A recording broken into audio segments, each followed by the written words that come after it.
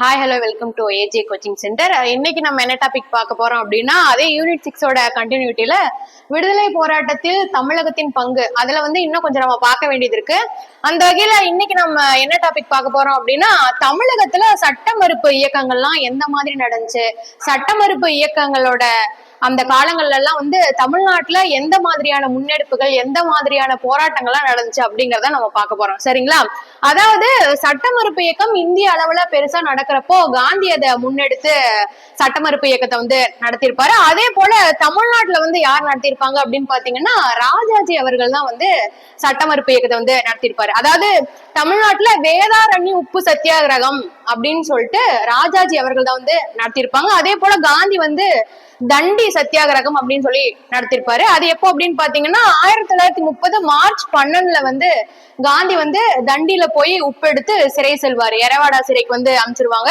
அதுல என்ன நடக்கும் அப்படின்னு பாத்தீங்கன்னா, பெரும் அளவிலான ஒரு மக்கள் இயக்கமாக அது மாறும். அதாவது எப்படின்னா, மாணவர்களும் கலந்திருப்பாங்க, பொதுமக்கள், விவசாயிகள், அந்த மாதிரி உள்ளூர் மக்கள் எல்லாருமே அதுல கலந்துகிட்டு அதை பெரிய மக்கள் இயக்கமா மாத்திருப்பாங்க.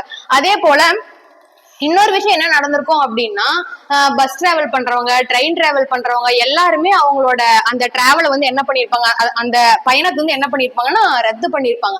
அதே போல ஸ்கூல் போறவங்க ஸ்கூல் போக மாட்டாங்க, காலேஜ் போறவங்க காலேஜ் போக மாட்டாங்க, சட்டமன்றங்கள் எல்லாமே புறக்கணிக்கப்பட்டிருக்கும். சரிங்களா?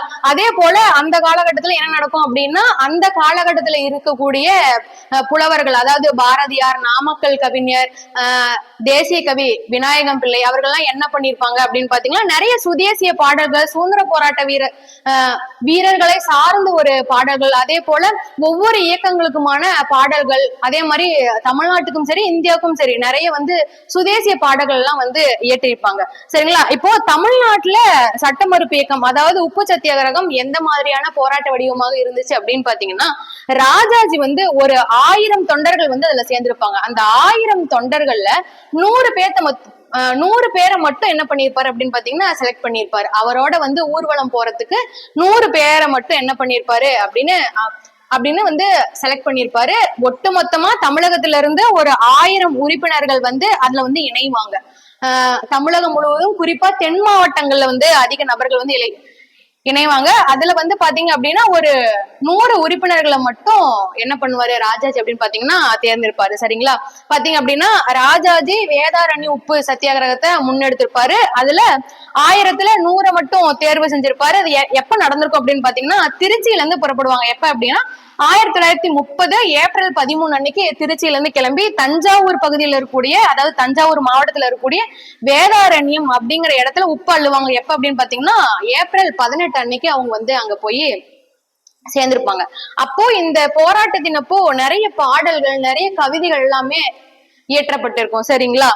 நாமக்கல் கவிஞருடைய கத்தியின்றி ரத்னமின்றி யுத்தம் ஒன்று வருகுது, சத்தியத்தின் நித்தியத்தை நம்பும் யாரும் சேர்வீர், கண்டதில்லை கேட்டதில்லை சண்டை இந்த மாதிரி அப்படிங்கக்கூடிய மிக ரொம்ப பிரபலமான பாடல். சரிங்களா? அதுக்கப்புறம் பாத்தீங்க அப்படின்னா பாரதியாரனுடைய அச்சமில்லை பாடல், அச்சமில்லை அச்சமில்லை அச்சம் என்பதில்லையே, உச்சி மீது வானிடிந்து வீழுகின்ற போதிலும். அச்சமில்லை பாடல்னு சொன்ன உடனே நம்ம இந்த ஹமாம் சோப்புக்கு ஒரு அச்சமில்லை அப்படின்ற பாட்டு வருமே, அதெல்லாம் நம்ம நினைச்ச கூடாது. அதுக்கப்புறம் பாத்தீங்க அப்படின்னா அப்போ தஞ்சாவூர் பகுதிகள்ல ஒரு ஆங்கிலேய கலெக்டர் இருப்பாரு. அவர் பேர் என்ன அப்படின்னு பாத்தீங்கன்னா தார்ன் என்ன பண்ணுவாரு அப்படின்னா, எப்படியாவது இந்த ஒரு ஊர்வலத்தை, இந்த போராட்டத்தை நம்ம தடுத்து நிறுத்தணும் அப்படிங்கிறதுக்காக பல்வேறு சட்டங்களையும் அதே போல காவல்துறை ஏவி விட்டு பல்வேறு சின்ன சின்ன கிளர்ச்சிகள் எல்லாமே அந்த இடத்துல பண்ணிருப்பாரு. சரிங்களா? அதுக்கப்புறம் என்ன ஆகும் அப்படின்னா, அப்பவுமே அவங்க என்ன பண்ணுவாங்க அப்படின்னா, அதையும் மீறி என்ன பண்ணுவாங்க அப்படின்னா, அந்த விடுதலை போராட்ட வீரர்கள் 12 பேர், அதாவது 100 பேர் போயிருப்பாங்க. அதுல 12 பேர் என்ன பண்ணுவாங்க அப்படின்னா உப்பை அள்ளியிருப்பாங்க, உப்பையும் காய்ச்சி இருப்பாங்க.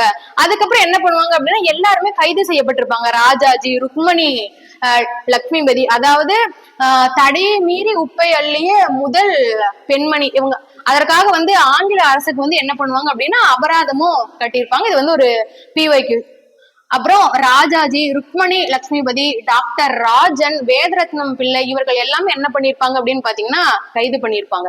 அதுக்கப்புறம் பாத்தீங்க அப்படின்னா இன்னொரு பிஒய்க்கு என்ன அப்படின்னு பாத்தீங்கன்னா சென்னையில வந்து யார் வந்து உப்பு சத்தியாகிரகத்தை முன்னிறுத்தி வந்து நடத்திருப்பாங்க அப்படின்னா டி பிரகாசம். இது வந்து பிஒய்க்யூல வந்து அடிக்கடி கேட்பாங்க. ஏன் அப்படின்னா சென்னைக்கும் தஞ்சாவூர் அது வந்து ரெண்டு வார்த்தையை மாத்தி மட்டும் கொடுத்துருவாங்க.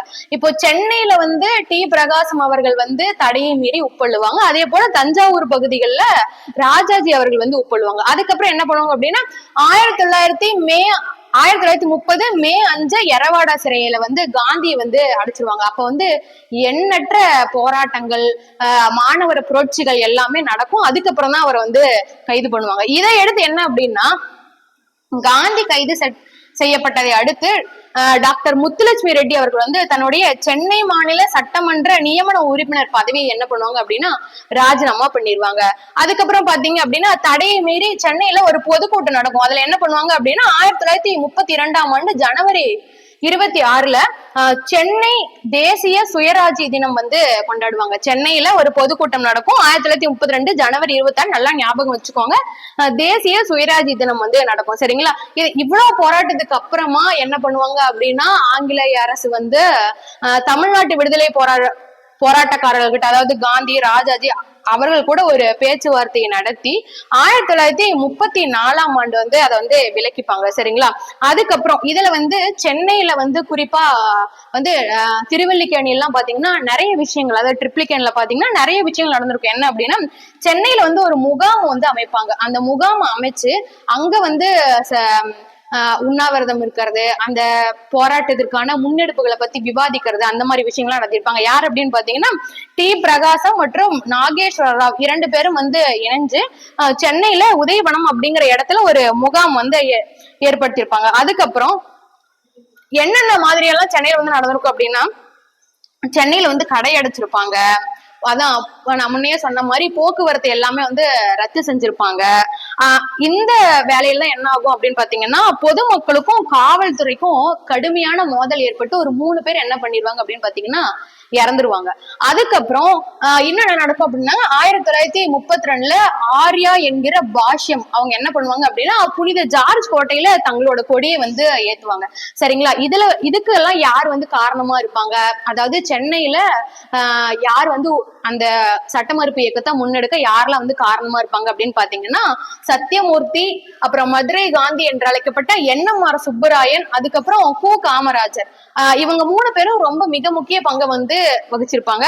அதுக்கப்புறம் பாத்தீங்க அப்படின்னா திருப்பூர்ல வந்து சுந்தரம் அவர்கள் தலைமையில ஒரு போராட்டம் வந்து நடக்கும். அதுல வந்து ஒரு உறுப்பினரா இணைஞ்சவர் தான் பாத்தீங்க அப்படின்னா திருப்பூர் குமரன் அவர்கள். அப்ப என்ன ஆகும் அப்படின்னா அதுல வந்து போலீஸ்க்கும் இவங்களுக்கும் ரொம்ப தடியடி எல்லாம் ஏற்பட்டு 1932 ஜனவரி 11 கொடியை பிடித்தவாறு அந்த கொடியை வந்து கையில இருந்து உருவாங்க. அப்பயும் வந்து அந்த மாதிரி எடுக்க முடியாம அந்த கொடிய பிடிச்ச மாதிரியே அவர் வந்து இறந்து போவாரு. சரிங்களா? உப்பு சத்தியாகிரகத்துக்கு அப்புறமா தமிழ்நாட்டுல என்ன நடக்கும் அப்படின்னு பாத்தீங்கன்னா தனிநபர் சத்தியாகிரகம் அப்படின்னு வந்து காந்தி வந்து ஏற்படுத்துவாரு. என்ன அப்படின்னா வார்தாவில இந்திய தேசிய காங்கிரசினுடைய உறுப்பினர்கள் எல்லாமே ஒன்று சேர்ந்து 1940 அக்டோபர் 13 ஒரு தீர்மானத்தை ஏற்படுத்தி தனிநபர் சத்தியாகிரகத்தை வந்து தொடங்கி வைப்பாங்க. சரிங்களா? அதே போல தமிழ்நாட்டுல முதல் தனிநபர் சத்தியாகிரகி யார் அப்படின்னு பாத்தீங்கன்னா TSS ராஜன். அதே போல இந்திய அளவுல கேட்டாங்க அப்படின்னா அந்த ஆச்சாரிய வினோபாபாவே இருக்காரு இல்லைங்களா, அவங்கதான் பாத்தீங்க அப்படின்னா அகில இந்திய அளவுல தனிநபர் சத்தியாகிரகம் செய்தவர் யாரு அப்படின்னா வினோபாபாவே தான் வந்து காந்தி அவர்கள் தேர்ந்தெடுப்பாங்க. இவருக்கு வந்து உதவி பண்ணதுக்காக தமிழ்நாட்டுல வந்து ராஜாஜி, சத்தியமூர்த்தி, டி பிரகாசம், மாப்போசி அவர்கள் எல்லாமே என்ன பண்ணிருப்பாங்க அப்படின்னா ஆங்கில அரசாங்கம் வந்து கைது செஞ்சிருக்கும். அதுக்கப்புறமா வெள்ளையனே வெளியேறு இயக்கம் அப்படிங்கிற இயக்கத்தை வந்து காந்தி அவர்கள் முன்னெடுத்து தொடங்கியிருப்பாரு. அதாவது ஒரு அகில இந்திய அளவுல ஆங்கிலேய ஆட்சிகளை முற்றிலுமாக ஒழிக்க காந்தி வந்து இந்த முன்னெடுப்பு வந்து தொடங்கியிருப்பாங்க. அந்த வகையில இதற்கான காரணங்கள்லாம் என்ன அப்படின்னு பாத்தீங்கன்னா கிரிப்ஸ் குழுவின் தோல்வி, அதாவது கிரிப்ஸ் தூதுக்குழுவினுடைய கோரிக்கைகள், தீர்மானங்கள் தீர்மானங்கள் எல்லாமே வந்து இந்திய தேசிய காங்கிரஸால ஏற்றுக்கொள்ளப்படாது. அதனால வந்து என்ன பண்ணிருப்பாங்க அப்படின்னா இதை வந்து நிராகரிச்சிருப்பாங்க. அதுக்கப்புறமா போர்க்கால பற்றாக்குறை, அதே போல ஆங்கில அரசாங்கம் முதல் மற்றும் இரண்டாவது உலக போர்கள்ல வந்து தன்னுடைய காலனி நாடுகள் கிட்ட இருக்கக்கூடிய செல்வங்களை சுரண்டிதான் வந்து போர்களுக்கு பயன்படுத்தியிருப்பாங்க. அதனால என்ன ஆயிருக்கும் அப்படின்னு பாத்தீங்கன்னா ஏகாதிபத்திய நாடுகள்ல எல்லாமே பாத்தீங்க அப்படின்னா பெரும் பஞ்சங்கள், பற்றாக்குறைகள், பொருளாதார ஏற்றத்தாழ்வுகள், விலையேற்றங்கள் எல்லாமே வந்து ஏறியிருக்கும். அதுக்கப்புறமா பாத்தீங்க அப்படின்னா 1942 ஆகஸ்ட் 7-8 பம்பாயில காங்கிரஸ் உறுப்பினர்கள் எல்லாமே ஒன்று சேர்ந்து ஒரு தீர்மானத்தை ஏற்படுத்தி வெள்ளையனே வெளியேறு இயக்கத்தை வந்து தொடங்கி வந்து வச்சிருப்பாங்க. அதுக்கப்புறம் வந்து காந்தி வந்து அதுல கூட ஒரு அறைகூவல் மாதிரி ஒண்ணு சொல்லியிருப்பாரு. என்ன அப்படின்னா செய் அல்லது செத்துமடி, டூ ஆர் டை, அந்த மாதிரி வந்து புரட்சிகரமான வசனங்கள் எல்லாமே வந்து சொல்லியிருப்பாரு. இது வந்து பெரிய மக்கள் இயக்கமா மாறக்கூடாது அப்படிங்கிறதுக்காக ஆங்கில அரசாங்கம் என்ன பண்ணும் அப்படின்னா ஒரே நாள் இரவுல புரட்சியாளர்கள், இடதுசாரி கட்சிகள், அதே போல மித தேசியவாதிகள், தீவிர தேசியவாதிகள் எல்லாத்தையுமே என்ன பண்ணிருப்பாங்க அப்படின்னா கைது பண்ணிருப்பாங்க. அதுக்கப்புறமா என்ன நடக்கும் அப்படின்னா தமிழ்நாடு அளவுல இத வந்து யார் வந்து பெரிய முயற்சியாக உள்ளூர் மக்களை எல்லாம் ஒன்றிணைச்சு யார் கொண்டு போயிருப்பாங்க அப்படின்னா காமராஜர் தான் வந்து இந்த வேலையெல்லாம் பண்ணியிருப்பாரு. என்ன பண்ணியிருப்பாரு அப்படின்னா ஆங்கிலேய ராணுவத்தை எதிர்த்து உள்ளூர் அளவுல உள்ளூர் விவசாயிகளை, மக்களை, மற்ற கிளர்ச்சியாளர்களை, தலைவர்களை எல்லாத்தையுமே ஒருங்கிணைச்சு தமிழ்நாட்டுல ஒரு மிகப்பெரிய மக்கள் போராட்டமா வெள்ளையனே வெளியேறு இயக்கத்தை வந்து இவர் வந்து தொடங்கி வச்சிருப்பாரு. சரிங்களா? அதுக்கப்புறம் பாத்தீங்க அப்படின்னா வெள்ளையனே வெளியேறு இயக்கத்துக்கு ஆதரவு, அதாவது அதை எதிர்த்து அந்த இயக்கத்திற்கு ஆதரவாக ஆங்கிலேயர்களை எதிர்த்து நிறைய பத்திரிகைகள்ல நிறைய செய்திகள்லாம் வெளியிடுவாங்க. அதன் வகையில பாத்தீங்க அப்படின்னா ராஜாஜியும் சத்தியமூர்த்தியும் அந்த மாதிரியான ஒரு செயலுக்காக வந்து கைது செய்யப்படுவாங்க. அதுக்கப்புறம் பாத்தீங்க அப்படின்னா இது வந்து மிகப்பெரிய ஒரு தீராத மக்கள் இயக்கமா வெள்ளையனே வெளியேறு இயக்கம் தமிழகத்துல வந்து இருந்திருக்கும். சரிங்களா? என்ன பண்ணிருப்பாங்க அப்படின்னா நிறைய ஆங்கிலேயர்களுடைய உருவ பொம்மைகள்லாம் வந்து எரிச்சிருப்பாங்க. செய் அல்லது செத்துமடி அப்படிங்கிற பதாதைகளுடைய வந்து ஊர்வலங்கள் எல்லாமே வந்து நடந்திருக்கும். சரிங்களா? பாத்தீங்க அப்படின்னா மாவட்ட வாரியாக, அதாவது தமிழகம் முழுவதுமே நான் சொன்ன மாதிரி ஒரு தீராத மக்கள் இயக்கமாக இது வந்து மாறிக்கும். தமிழகம் முழுவதும் இருக்கக்கூடிய மாவட்டங்களையும் இது வந்து பெரிய அளவுல வந்து பரவி இருக்கும். இப்ப தஞ்சாவூர்ல பாத்தீங்க அப்படின்னா காங்கிரஸ் தொண்டர்கள் வந்து பல குழுக்களாக பிரிஞ்சு என்ன பண்ணுவாங்க அப்படின்னா கிளர்ச்சியை வந்து ஆங்கிலேயருக்கு எதிராக வந்து ஏற்படுத்துவாங்க. அதே போல கோயம்புத்தூர்ல பாத்தீங்க அப்படின்னா அந்த சூலூர் விமான நிலையம் எல்லாம் வந்து தகர்க்கப்பட்டிருக்கும். அதுக்கப்புறம் பஞ்சாலை தொழிலாளர்கள் வந்து வேலை நிறுத்தத்தை வந்து ஏற்படுத்துவாங்க. அதாவது இந்த பக்கிங்காம் கர்நாடிக் மில் அப்படின்னு சொல்லுவாங்க. அது வந்து அந்த தொழிலாளர்கள் வந்து வேலை நிறுத்தத்தை வந்து ஏற்படுத்துவாங்க. அதுக்கப்புறம் பாத்தீங்கன்னா மதுரையில வந்து நிறைய ஆங்கிலேய உருவ பொம்மைகள்லாம் வந்து தீயிட்டு எரிச்சிருப்பாங்க. அதுக்கப்புறம் பாத்தீங்கன்னா பாலங்கள் தகர்ப்பு, அதாவது உப்பநாற்று வெடிவிபத்து பாலம் அப்படின்னு சொல்லுவாங்க, அது வந்து தகர்க்கப்பட்டிருக்கும் அந்த பாலமும். அதுக்கப்புறம் பாத்தீங்கன்னா பொதுமக்கள் நேரடியாக ராணுவத்தோட மோதல் போக்குல வந்து ஈடுபட்டிருப்பாங்க. அதுக்கப்புறம் மக்கள் வந்து இன்னொரு ஸ்டெப் முன்னாடி போய் என்ன பண்ணுவாங்க அப்படின்னா இந்திய தேசிய ராணுவத்திலேயே நேரடியாக இணைய ஆரம்பிச்சு ஆங்கிலேயருக்கு எதிராக போராட்டத்தை முன்னெடுத்திருப்பாங்க. அதே போல ராயல் கப்பற்படை கிளர்ச்சி, அதாவது ஆங்கிலேயர் கட்டுப்பாட்டில இருந்து ராயல் கப்பற்படை கிளர்ச்சி வந்து நடந்திருக்கும். அதே போல இன்னொன்னு நம்மளுடைய சுதந்திர காரணம் என்னவா இருந்திருக்கும் அப்படின்னா இங்கிலாந்துல வந்து தொழிலாளர் நல கட்சியை சேர்ந்த கிளைமன் அட்லி வந்து என்ன பண்ணிருப்பாரு அப்படின்னு பாத்தீங்கன்னா பிரதமர் ஆயிருப்பாரு. அதுவும் ஒரு விஷயம் இந்தியா வந்து விடுதலை அடையறதுக்கு. அதே போல நம்ம விடுதலை அடைஞ்சதுக்கு அப்புறமா இன்னொரு விஷயம் வந்து நம்ம என்ன பார்க்கணும் அப்படின்னா நம்ம வந்து இந்த டாபிக் பார்த்துட்டோம். இந்த டாபிக் உள்ளே இன்னொரு முக்கியமான நபர்களை பத்தி நம்ம பேசணும் அப்படின்னா யாரை பத்தி அப்படின்னு பாத்தீங்கன்னா பெண்களை பத்தி தான் பேசணும். அதாவது சுதந்திர போராட்டத்துல வந்து பெண்களுடைய பங்கு எந்த மாதிரியாக இருந்தது, அவர்கள் எந்த மாதிரி பங்காற்றுறாங்க, ஆண்களுக்கு நிகரா ஆண் தலைவர்களுக்கு நிகரா பெண் தலைவர்களும் வந்து என்ன பண்ணியிருக்காங்க அப்படின்னா போராட்டங்களை வந்து முன்னெடுத்திருக்காங்க, தலைமை தாங்கியிருக்காங்க, அரசியல்ல நுழைஞ்சிருக்காங்க, பாடல்கள் பாடியிருக்காங்க, ஊர்வலங்கள்ல பங்கேற்றிருக்காங்க. இந்த மாதிரியான விஷயங்கள்லாம் வந்து நடந்திருக்கு. அந்த வகையில நம்ம பெண்களின் பங்கு அப்படிங்கிற டாபிக்ல ஃபர்ஸ்ட் நம்ம யாரை பார்க்க போறோம் அப்படின்னு பாத்தீங்கன்னா கேப்டன் லட்சுமி அவர்கள் பத்தி தான் பார்க்க போறோம். இந்திய தேசிய ராணுவத்தின் ஜான்சி ராணி படைப்பிரிவினுடைய தலைவரா பணியாற்றுவர்கள் தான் வந்து யாருன்னு பாத்தீங்கன்னா கேப்டன் லட்சுமி. 1914 சென்னையில பிறக்குறாங்க. இவனோட அப்பா பாத்தீங்க அப்படின்னா சுவாமிநாதன், அதாவது லாயர். அவங்க அப்பா ஒரு வழக்கறிஞர், அம்மா வந்து பாத்தீங்கன்னா டாக்டர் அம்முக்குட்டி. இவங்க வந்து சென்னையில பிறந்ததுக்கு அப்புறம் இவங்க வந்து மருத்துவம் பயின்று என்ன பண்றாங்க அப்படின்னா சிங்கப்பூர்ல இருக்கிற ஒரு ராணுவ மருத்துவமனையில போய் தன்னுடைய சேவை வந்து தொடங்குறாங்க. அதுக்கப்புறம் பாத்தீங்க அப்படின்னா 1943 ஜூலைல வந்து இந்திய தேசிய ராணுவத்தினுடைய ஜான்சி ராணி படைப்பிரிவு வந்து ஏற்படுத்திருப்பாங்க. அதுல ஜான்சி ராணி படைப்பிரிவினுடைய தலைவரா வந்து கேப்டன் லட்சுமி வந்து இருந்திருப்பாங்க. அதுக்கப்புறம் பாத்தீங்கன்னா இந்திய தேசிய ராணுவம், அதாவது மோகன் சிங்கால் உருவாக்கப்பட்டு அதுக்கப்புறம் சுபாஷ் சந்திர போஸ் அவர்களால் வந்து தலைமை வந்து ஒரு ஏத்துட்டு இருந்திருப்பாரு. அதுல வந்து என்ன பண்ணுவாங்க அப்படின்னா சிங்கப்பூர்ல ஒரு தற்காலிக அரசாங்கத்தை வந்து போஸ் வந்து உருவாக்குவாரு. அதுல வந்து மகளிர் அமைப்பினுடைய அமைச்சரா வந்து லட்சுமி அவர்கள் வந்து இருந்திருப்பாங்க. அதே போல பிரேம்குமார் சகல் அப்படிங்கிறவரோட கான்பூர்ல அவங்களுக்கு திருமணம் நடந்து அங்கதான் அவங்க வந்து வாழ்ந்துட்டு வந்திருப்பாங்க. அதே போல கம்யூனிஸ்ட் கட்சியில, இடதுசாரி கட்சியில வந்து 1971 இணைஞ்சு ஒரு கம்யூனிஸ்டா மாறி இருப்பாங்க. 2002 இடதுசாரி கட்சிகள் சார்புல வந்து லட்சுமி சகல் வந்து யாரை எதிர்த்து போட்டி போடுறாங்க அப்படின்னா அப்துல் கலாம் ஐயா அவர்களை எதிர்த்து வந்து அவங்க வந்து போட்டி போடுறாங்க. அந்த போட்டியில அப்துல் கலாம் ஐயா வந்து என்ன பண்ணிடுவாரு அப்படின்னா வெற்றி பெற்றுருவாரு. அவர் தான் வந்து அடுத்த குடியரசுத் தலைவரா இந்தியாவில் வந்து இருப்பாரு. அதுக்கப்புறம் பாத்தீங்க அப்படின்னா லட்சுமி சகல் அவங்களுடைய செயல்களை பாராட்டி ஒன்றிய அரசு என்ன பண்ணும் அப்படின்னு பாத்தீங்கன்னா 1998 பத்ம விபூஷன் அப்படிங்கிற விருது வந்து வழங்குவாங்க. 2012 வந்து அவங்க வந்து இயற்கையை ஏற்றிடுவாங்க. அதுக்கப்புறமா நம்ம எந்த பெண் தலைவரை பத்தி பார்க்க போறோம் அப்படின்னா டாக்டர் முத்துலட்சுமி ரெட்டி அவர்களை பத்தி தான் வந்து பார்க்க போறோம். புதுக்கோட்டை மாவட்டத்துல ஜூலை 30 வந்து அதாவது 1886 ஜூலை 30 வந்து பிறக்குறாங்க. சரிங்களா? அதாவது இந்தியாவின் முதல் பெண் மருத்துவர் அது வந்து யாரு அப்படின்னு பாத்தீங்கன்னா முத்துலட்சுமி ரெட்டி தான். அதே போல புதுக்கோட்டை சமஸ்தானத்துல வந்து அப்ப என்ன பண்ணுவாங்க அப்படின்னு பாத்தீங்கன்னா எந்த பெண்களுமே வந்து மருத்துவமே வந்து படிக்கல. அந்த தடை எல்லாமே மீறி புதுக்கோட்டை மன்னருடைய ஆதரவின் பேர்ல வந்து புதுக்கோட்டை மருத்துவக் கல்லூரியில வந்து அவங்க சீட் வாங்கி வந்து படிக்க ஆரம்பிச்சிருவாங்க. அதுக்கப்புறம் பாத்தீங்க அப்படின்னா அவங்களுடைய தங்கை வந்து புற்றுநோயால், அதாவது கேன்சரால வந்து என்ன பண்ணிடுவாங்க அப்படின்னா இறந்துருவாங்க.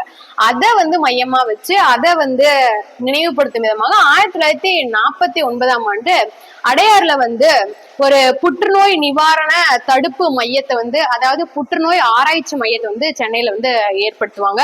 அதுக்கப்புறம் பாத்தீங்க அப்படின்னா தேவதாசி முறை ஒழிப்புக்கு எதிராக பல போராட்டங்களையும் பல எதிர்ப்புகளையும் வந்து பல கருத்துக்கள், சீர்திருத்த கருத்துக்கள் எல்லாமே வந்து இவங்க வந்து சமூகத்துல பரப்புவாங்க. அதனால சென்னை அரசாங்கம் என்ன பண்ணுவாங்க அப்படின்னா அவங்கள வந்து சட்டமன்ற மேலவை உறுப்பினராக வந்து மேலவைக்கு உறுப்பினரா வந்து தேர்வு செய்வாங்க.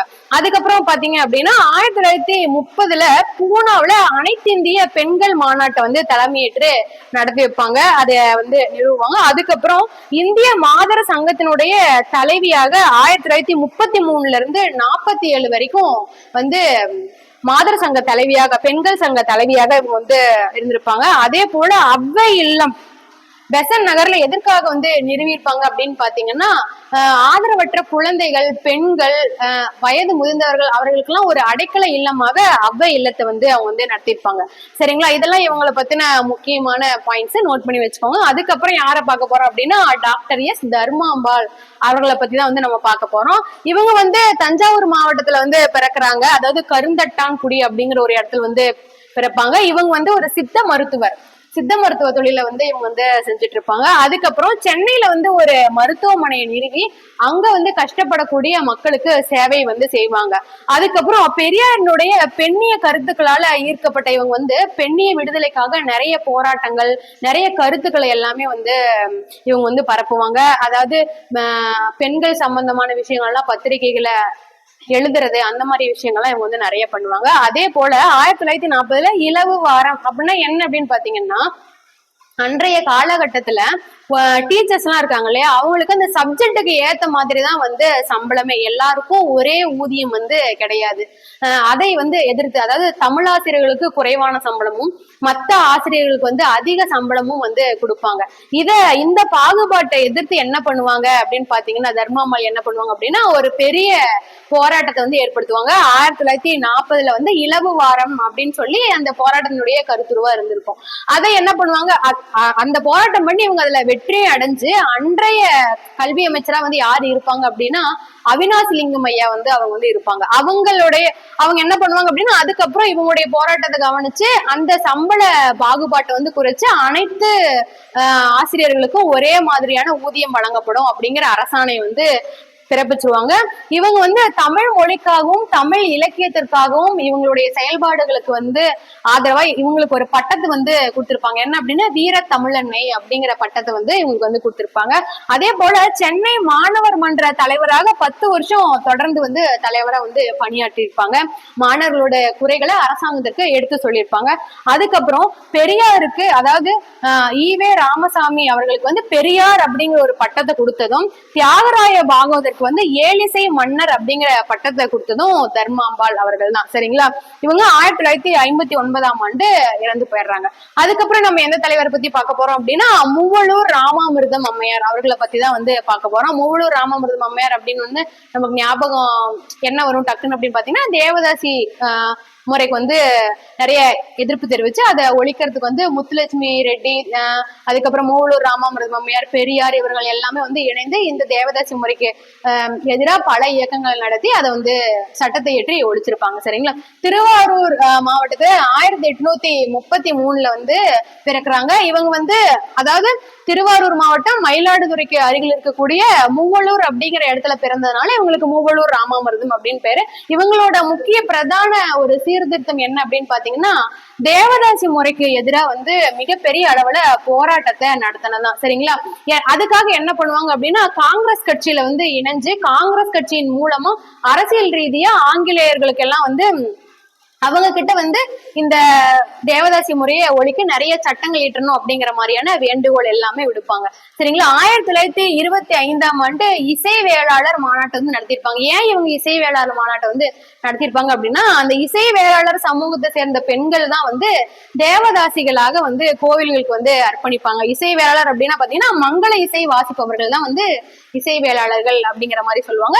இந்த சமூகத்தை சார்ந்த பெண்கள் எல்லாமே என்ன பண்ணுவாங்க அப்படின்னா கோவில்களுக்கு வந்து அர்ப்பணிக்கப்பட்டு பின்னால் அது வந்து ஃபர்ஸ்ட் எதுக்காக அர்ப்பணிச்சிருப்பாங்க அப்படின்னா கோவில்கள்ல நிறைய வேலைகள் செய்யறது, பூ கட்டுறது, தெய்வங்களை வந்து அலங்காரம் பண்றது, இந்த மாதிரியான விஷயங்களுக்காக தான் அங்க வந்து பெண்கள் வந்து அர்ப்பணிக்கப்பட்டிருப்பாங்க. ஆனா பின்னால் அது என்ன ஆகும் அப்படின்னா அந்த கோவில் உறுப்பினர்களால அவங்களால தவறான வழியில வந்து இவங்க வந்து பயன்படுத்தப்படுவாங்க. சரிங்களா? அதற்கு எதிராக வந்து மூவலூர் ராமாமிர்தம் அவர்கள் வந்து குரல் கொடுப்பாங்க.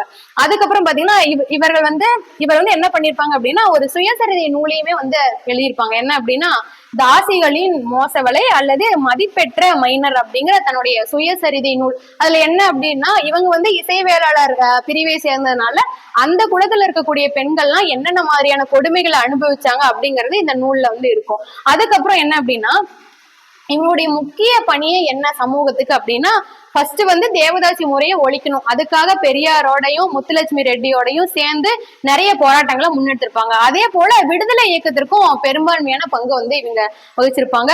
அதுக்கப்புறம் பாத்தீங்க அப்படின்னா இவருடைய வீர தீர செயல்களை எல்லாமே பாராட்டி அண்ணா என்ன சொல்லியிருப்பாரு அப்படின்னா தமிழ்நாட்டின் அன்னி பெசன்ட் அப்படின்னு சொல்லி மூவலூர் ராமாமிர்தம் அம்மையார் வந்து சிறப்பு பட்டம் வந்து அண்ணா வந்து கொடுத்திருப்பாரு.